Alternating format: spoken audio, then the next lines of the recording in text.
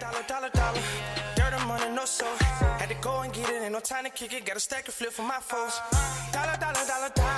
Please tell me you can hear me. Don't turn your back and don't neglect me. Just let me know if you need me. Dollar. Let me watch out for my partners. Keep my money long, get my team strong. Let me run away from my problems.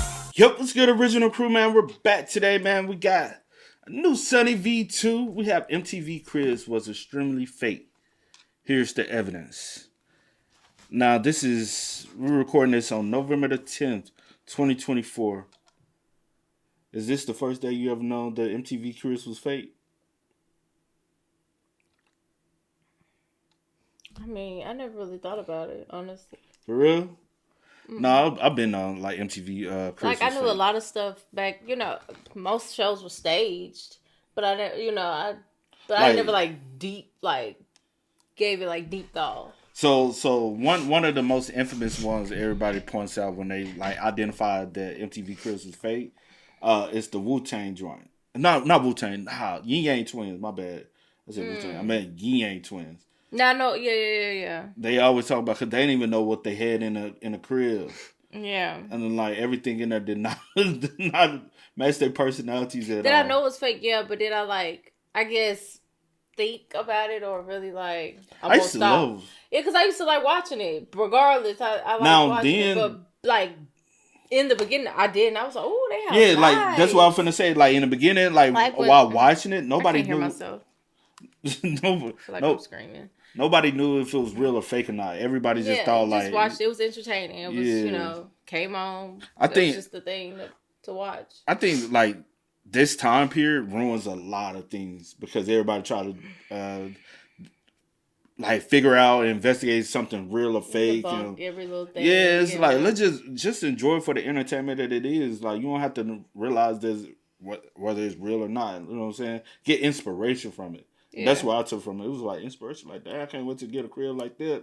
I'm gonna have my mama in that room, and I'm gonna have this in that room, and you know what I'm saying? But hey, with that being said, she's like, no, you ain't.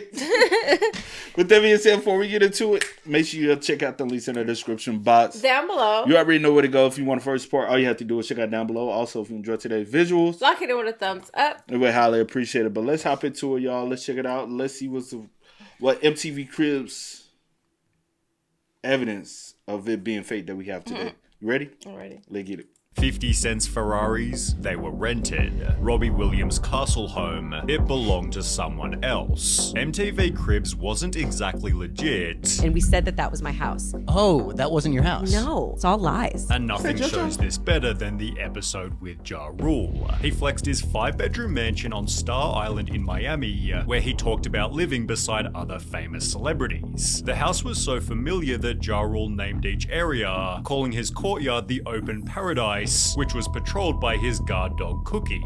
It was shown in the intro that the property was a rental, but this was assumed to be on a long-term basis, given he knew almost everything about the mansion. However, as it turns out, Ja Rule's house on Cribs was actually a 4-day rental, which was exposed in the most embarrassing way. No, it's not embarrassing. No, it literally listed that it was a rental. Mm-hmm. So even if... That's you presuming that is you know what I'm saying? I'm not shocked that my thing is anybody that's really rich and wealthy always tell you never buy homes like this. Because when you're trying to sell it,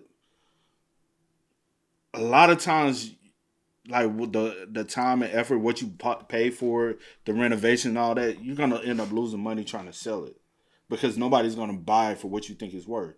It's mega mansion homes are one of the worst things to buy. Because you'll never get the value out of it. You know what I'm saying? Mm-hmm. Or the value you think or expect to get out of it. It's a horrible investment. A simple simplicity home that's a 5-bedroom, 3,500 square feet. It's a good home that you could be able to I could flip that. A 4 or 5 bedroom with 3,500 square feet. Yeah, somebody else would buy it, But a mega man, would you buy a mega mansion? Probably not. It's a lot of upkeep. I think about stuff like that. Not if I can flip it or get like I think about like me being in it at that moment. You think about all the cleaning, the upkeep of I cannot talk today. The upkeep of it. Which one you think the worst part of having a mega mansion home? The upkeep of the inside or the upkeep of the outside? Both. By lawsuit. Ja Rule paid $46,000 for the 4-day lease, promising the mansion's owner it'd be used as a private home for 8 adults with no video shoots and no loud parties. Well, Ja Rule broke all 3 conditions, shooting his MTV episode whilst having a party with over 600 people. In the process, holes were punched in the walls, furniture and doors were damaged, the driveway somehow cracked, while condoms and syringes were left throughout the house. As a result, Ja Rule and MTV were sued for $1 million, but at least it looked like a house that Ja Rule would live in, as the Yin Yang twins' crib was laughably out of character. The Atlanta gangster I say this. As the Yin Yang twins' crib was laughably. It's a modest crib. A very modest crib. Back in the day, this is a nice big ass house. Yeah. Back in the now, this is your typical suburban home. You know what I'm saying? But back in the day, like this was like, man, you in that big ass house, you know? And looking on the outside, if you said the Yin Yang twins, you'd be like, oh, they living modestly. Mm-hmm. You know what I'm saying? Like, so I wonder what house. If y'all had to rent this, what house would y'all really living in? Out of character. The Atlanta gangster rapping duo opened the door revealing the most suburban house, filled with fish tanks, sailing boats, and sea-related artwork. We waving like the city. We decorated this ourselves now. That mansion was definitely decorated by some old white people, not the Yin Yang twins. This is clearly just a random old white guy's house that likes to fish and likes boats. They'd even argue over where they bought appliances and had to improvise names for each of the fish. You can tell the Yin Yang twins have never been in that house. It seemed they at least owned the vehicles at the end, as the cars displayed by Bow Wow were rented for the show. He was just 18 years old during his first Cribs appearance, but despite having starred in some high-profile movies, it seemed unrealistic that he could afford a 6-bedroom mansion and a fleet of luxury cars. Now, I ain't gonna say Bow Wow couldn't afford this, you know what I'm saying? Like, Bow Wow, y'all like, a lot of people be, like, messed up shitting on Bow Wow, though. You know what I'm saying? Bow Wow been in the game since he was a kid.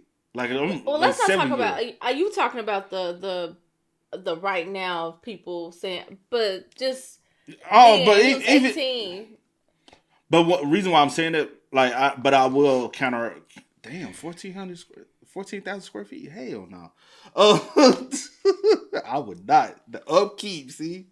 But also people do fail to realize there's laws pertaining to kids that are in the industry, and they don't get all the money when they're getting paid. Like, they supposed to go into a trust and all this stuff. So did he have this money at 18? Nah, because he would have got it, and he would have had to blow it right away to get something like this. So yeah. Could he possibly have if he had the right people with his best interests at heart? Yes, but also that's the reason why you have certain rules and stipulations in Hollywood nowadays, is because parents will take advantage of kids, and kids will turn 18 and be broke. And also remember that it's not saying these people can't necessarily afford some of these things or whatever. It's the fact that just in this instance, everything was fake. Like, this wasn't their house or their cars, or everything was rented. Would you buy a 14,000 square foot home? I can't say. I don't know what I'd do if I had the money. Even if I had the money, I wouldn't want to. How I am, probably not, because I don't like to spend money like that. Unnecessary. I'm not a spender. You are the spender. You think of something every day to spend money on. I just try to upgrade. Come on, child. I'm a forward-thinking upgrader. You would spend money, though. No, I don't. With his name airbrushed above his bed, it seemed as though Bow Wow at least owned the house, although the luxury vehicles were a little more suspicious, because 2 years later he'd go on the show again, during which a viewer made an observation. We had MTV Cribs running in the background, and watched 21-year-old Bow Wow show off his bachelor pad in Miami, along with his pimped out Bentley, Lamborghini, and Cadillac Escalade. But then we noticed the word Prestige at the bottom of all 3 cars, cars and decided to Google Prestige Rental Cars Miami, and what do you know, there it was. Prestige was the name of the company that Bow Wow rented the cars from, which was likely encouraged by the show, as Birdman also used the service during his appearance. Regardless, people clowned on Bow Wow, stating, "Ha ha ha, I wonder if he rented the condo too," which by looking at his life was also highly likely. For example, he'd post his Ferrari to his Instagram, writing, "Take the drop top to the night spot, keep the California in California, we went hard tonight, Grammy weekend," which was then reposted by a car rental company who accidentally exposed our good friend Bow Wow pulling up to the Grammys with our Ferrari California. 1 year later, it was exposed for flexing a rented Hollywood mansion, but the worst example was in 2017 when he'd post this to his Instagram. He showed the private jet he was taking to his concert, yet the very same day this Snapchat went viral. So this guy Lil Bow Wow is on my flight to NY, but on Instagram he posted a picture of a private jet caption traveling to NY today, shaking my head. Turns out Bow Wow's picture of his private jet had been taken from a limo company's website, prompting people to dig even deeper, discovering he'd done this on more than one occasion. It seems his MTV Cribs episode led to years and years of faking luxury, but as mentioned in Bow Wow's expose, 50 Cent had done a similar thing. Do you think, like, because he was in the industry as like such a young age, and he, like, look at the people that, like, was his mentors. Those people are looked as, like, all the, like, as the echelons of hip hop, like Jermaine Dupri, Snoop Dogg, like, just those top tier artists, and being around those top tier people. Like, not even just that, he was like, those just his direct mentors, but he was around other things and high-end celebrity with the lifestyle. He probably been known, majority of the lifestyle is always fake. I've just been keep trying to do it, you know what I'm saying? Because at the end of the day, he's still a lot younger than those people. Those people don't post their life as much, like, Right. you know what I'm saying? But he's like, hey, I got to kind of keep up the image because I'm still quite young. When it comes down to it, I'm old in the game, but I'm still young in my career, you know? Yeah. So, what you gonna say? Nothing. No, say what you gonna say. Nothing. I don't know. I just think a little differently, but because people do a lot for other people. But As in the far hip as- hop world, it's you got to stunt, right? That's the problem, though. Who like It's all about impressing the masses, and that's how people view it. And that's what's wrong with people. And that's why so many people broke to this day. That's why you got people with the chains, the grills. Like, you doing all this for the outside people because whoever told you that you're supposed to do this, you're supposed to stunt, you're supposed to be flashy, you're supposed to be whatever. And then at the end of the day, you broke, and then they clowning you for like, it's just weird behavior to me. But the crazy thing when it comes down to the hip hop culture and just the urban culture, if you don't look like money, they're like, oh, what's the point of me listening to you, looking at you, like wanting to gravitate to you? If you don't look the part, a lot of people don't listen, and that's sad though. When it comes down to music, like in the hip hop lane, it's like if you don't look like you already got money, I ain't gonna like. You have to have money before you start making money, which is very weird. And hip hop culture is the only culture that's like that though. yeah, and I was about to go deep into that, but Go deep. This video not for that. So no, we just getting it off, bro. no, it ain't nothing to get off. But that's the problem, and nothing's gonna change. What you So, about to say? That's one of the biggest problems in our communities. Yeah. But I was going to go deeper than that. But let's just go. This video's about extremely fake, evidence. 50 Cent's episode was the He ain't focused just on MTV Crib. He went through Bow Wow whole lifestyle.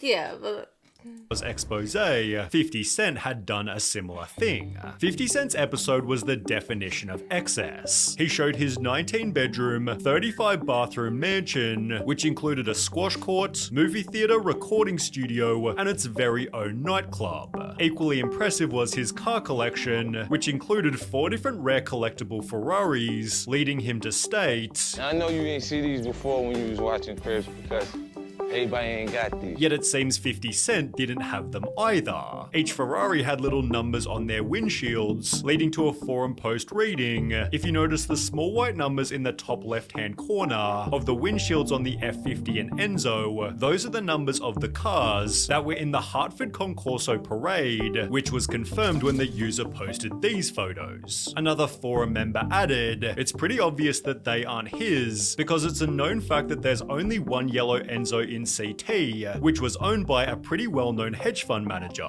Well, someone else then officially confirmed. The Ferraris are unfortunately not 50 Cent's. He invited my friend over to his house for this, and my friend let him use his cars for the episode, and they were filming some music videos that day as well. The Enzo F50 and 599 all belonged to one owner. When 50 Cent later filed for bankruptcy, he'd admit the cars were rented. He'd instead pay off debts by selling his mansion, therefore joining the likes of JoJo, who admitted to doing MTV Cribs while she was actually homeless. JoJo showed MTV. Damn. But I did know the crib was owned by 50 though.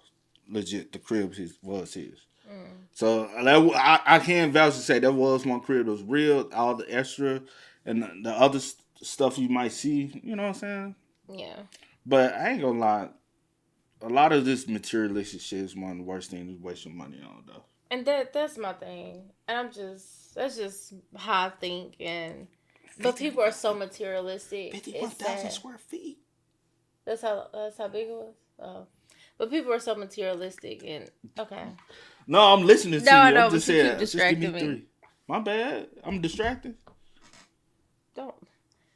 Come on, boy. Keep talking. No, that's all I was saying. That people are so materialistic, and that could be the downfall of so many people because you're trying to keep up with the next person and want to show off and flaunt and other type of stuff, and you can't take the stuff with you, child.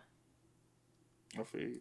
To doing MTV Cribs while she was actually homeless. JoJo showed MTV through her Cape Cod vacation home where she supposedly loved spending her summers. It was therefore a little weird that she'd invite her extended family, but she'd reveal the reason for this exactly 10 years later. JoJo was asked about the episode in a Huffington Post interview, to which she'd respond it was so ridiculous. The thing is, we didn't have a home at that point. My mum and I were living out of suitcases and were mostly in hotels. So that was actually my uncle's house on the Cape. That wasn't my house, that wasn't my stuff. I should have balled hard and been like, welcome to my crib, look at how luxurious it is, and I should have rented out a place. But no, I just used my uncle's crib. JoJo further clarified. So we went to the Cape, which I've never been to the Cape. I never go to the Cape. And we said that was my house. Oh, that wasn't your house? No, that was not my house. We brought in some items that I had.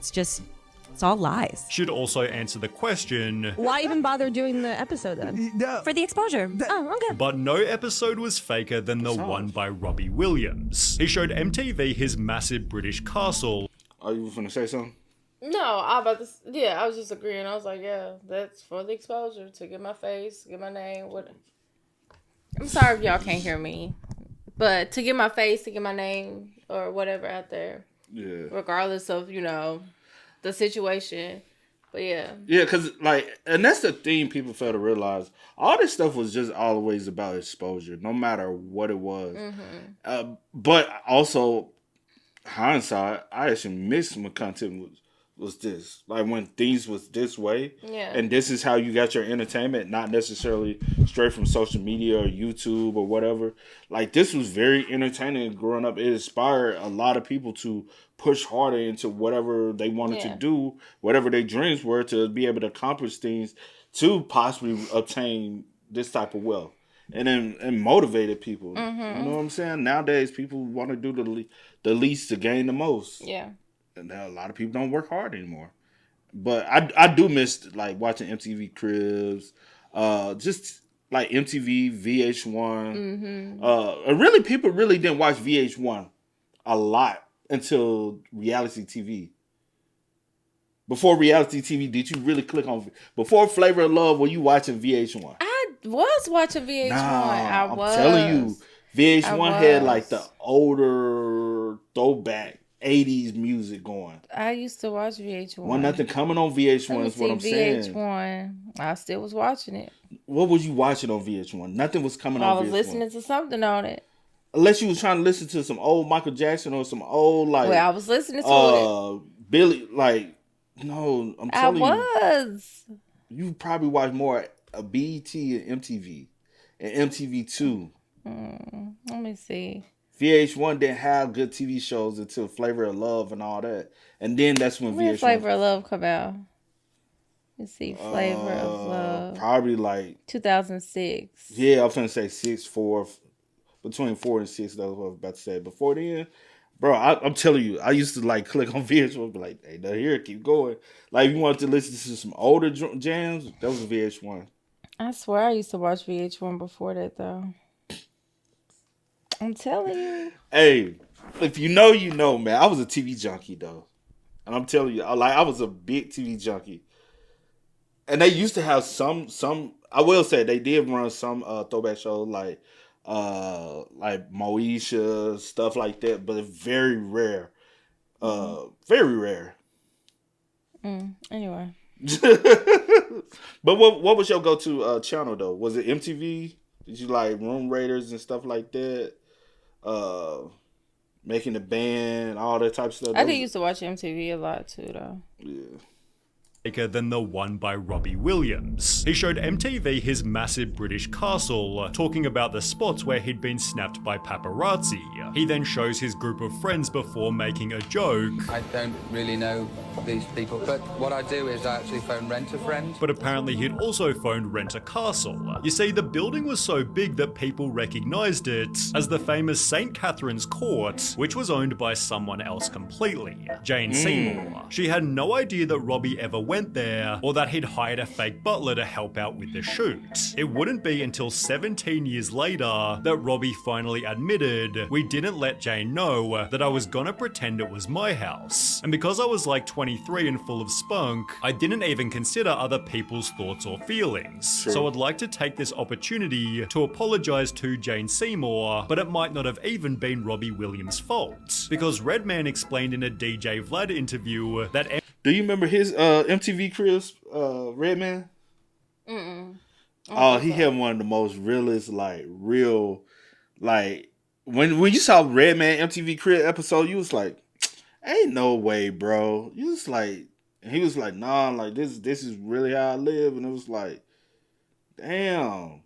So, and that's what I think, his MTV Cribs kind of put the spotlight for everybody else to be like, so who possibly lying out here? I have to like see it, Yeah, and then I'll be yeah. like, I remember, because I'm so visual. I can't like just. He was just like, damn.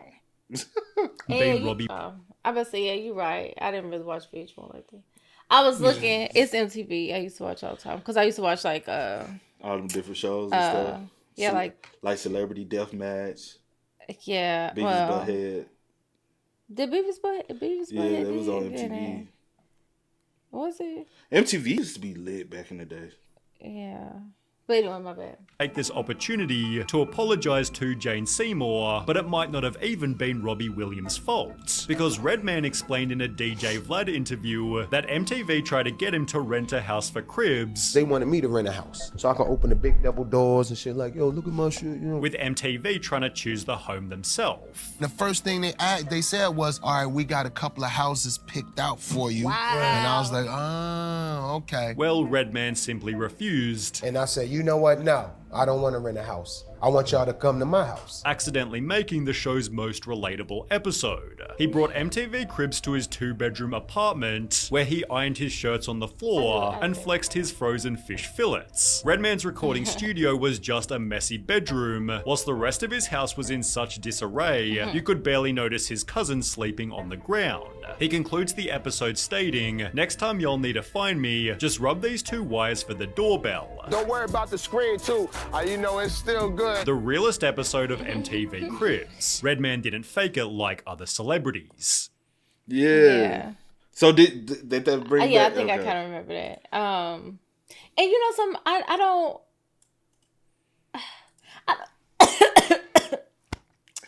I don't get why people just in like, hey, just come to my, you know, let me actually show you. Or is it was it because it wasn't like this glamour that they were looking for? You know what I'm saying? That's what it is. That's what it is. It's like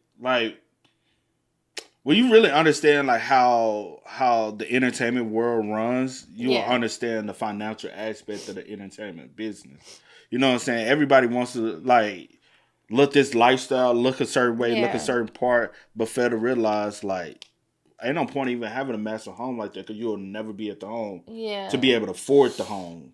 You know what I'm saying? Because residual checks don't come in every month. They don't come in every 2 weeks like a regular job. Yeah. Like, people fail to realize, like, as you really start trying to get into the entertainment world, your checks start cutting back. Like, the most I ever, like, on some money type was getting paid every week. I used to love getting paid every week. Then getting paid every 2 weeks. Now, doing YouTube for the past few years, we only get paid once a month. You trying to figure out how to make that financially work. Yeah. Like, getting paid once a month. People fail to realize that. As you keep going up, the residual checks only come once a quarter. Yeah.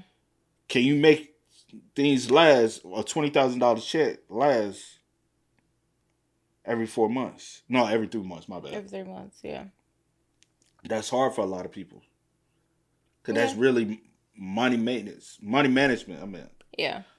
And that's the reason why a lot of them are on like doing club appearances, doing appearances on this show, doing appearances on that show, doing this club appearance, doing this club appearance, doing this concert. You have to be on the road just to live. Yeah. And keep money going. Keep it flowing. Other than that, like you got to think about Redman at that time. He wasn't like his career had, you know what I'm saying, already happened, and so he living off of residuals and stuff like.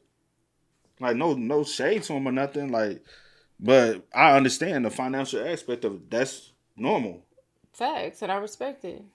So, but hey, man, y'all spam us up in the comments. Y'all let us know y'all thoughts about it for us in the comment section down below. Please do. Until next time, y'all know how it go, man.